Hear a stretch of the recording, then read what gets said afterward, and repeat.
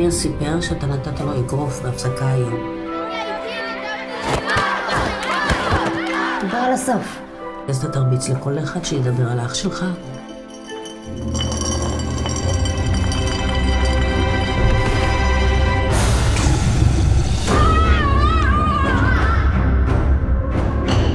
סבתא שלי תמיד הייתה מספרת לנו עליהם, או לאבו לילה.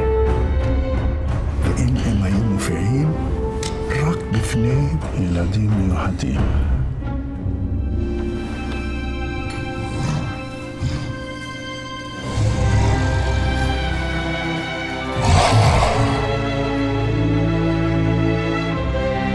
אני אשמור עליך. אנחנו נהיה חברים. רוצה להתמסר איתי? זה אחד שלנו! אסור שאף אחד ידע עליך. אף אחד אף פעם. איפה היית? עם חבר. מי זה החבר הזה שאתה כל הזמן מסתובב איתו? מה זה, הבאתם כלב?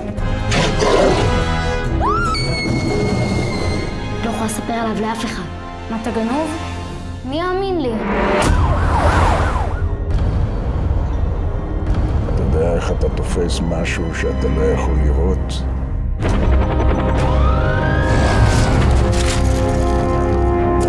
אתה מוצא מישהו שכן יכול.